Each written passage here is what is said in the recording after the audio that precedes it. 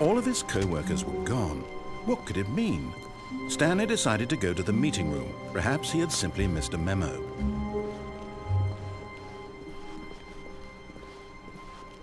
When Stanley came to a set of 2 open doors, he entered the door on his left.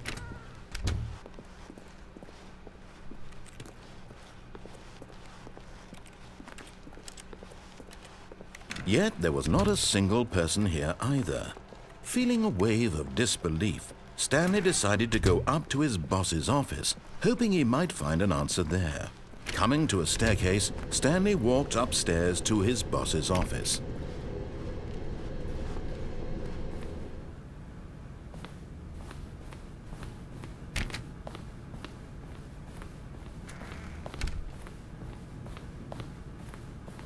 Stepping into his manager's office, Stanley was once again stunned to discover not an indication of any human life. Shocked, unraveled, Stanley wondered in disbelief who orchestrated this. What dark secret was being held from him? What he could not have... Stanley was in such a rush to get through the story as quickly as possible, he didn't even have a single minute to just let the narrator talk. That kind of anxiety isn't healthy. So he relaxed for a few moments with some calming New Age music.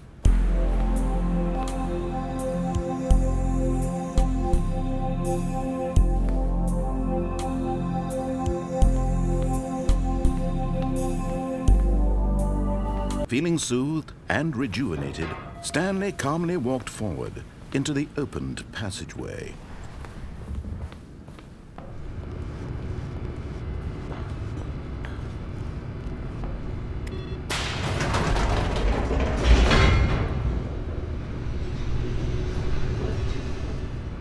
Descending deeper into the building, Stanley realized he felt a bit peculiar.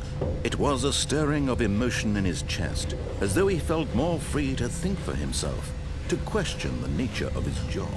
Why did he feel this now, when for years it had never occurred to him? This question would not go unanswered for long.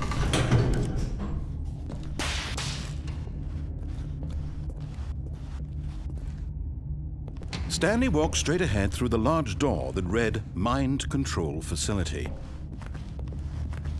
Although this passageway had the word Escape written on it, the truth was that at the end of this hall, Stanley would meet his violent death. The door behind him was not shut. Stanley still had every opportunity to turn around and get back on track.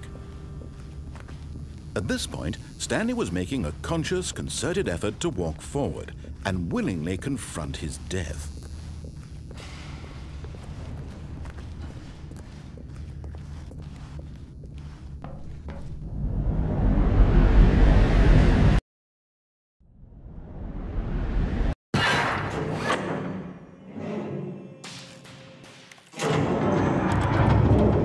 As the machine whirred into motion, Stanley was inched closer and closer to his demise, he reflected that his life had been of no consequence whatsoever. Stanley can't see the bigger picture. He doesn't know the real story, trapped forever in his narrow vision of what this world is. Perhaps his death was of no great loss, like plucking the eyeballs from a blind man. So he resigned and willingly accepted this violent end to his brief and shallow life. Farewell, Stanley.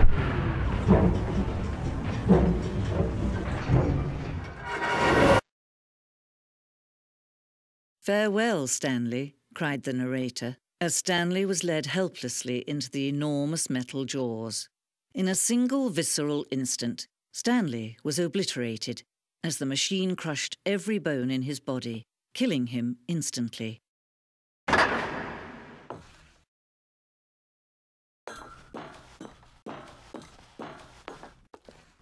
And yet it would be just a few minutes before Stanley would restart the game, back in his office, as alive as ever.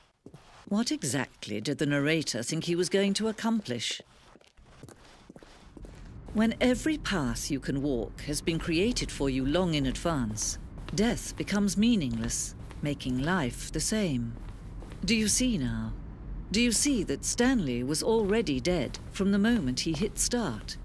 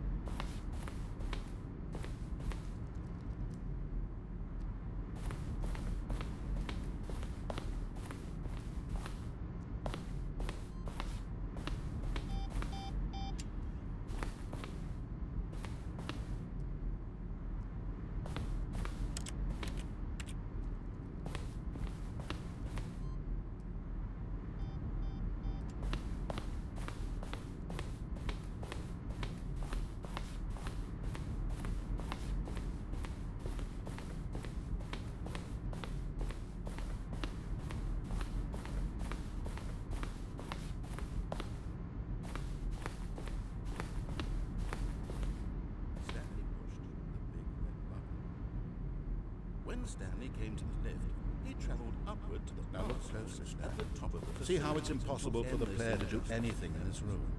Perfect example of poor level design. Textbook mistake. It's the kind of thing you pick up on intuitively, Stanley.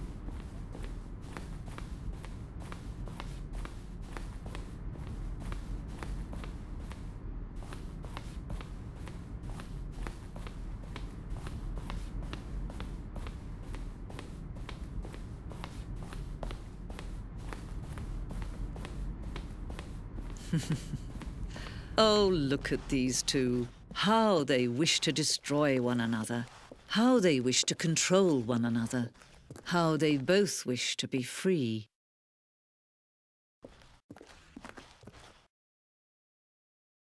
Can you see? Can you see how much they need one another? No, perhaps not. Sometimes these things cannot be seen. But listen to me. You can still save these two. You can stop the program before they both fail. Push escape and press quit. There's no other way to beat this game. As long as you move forward, you'll be walking someone else's path. Stop now and it'll be your only true choice. Whatever you do, choose it. Don't let time choose for you. Don't let time...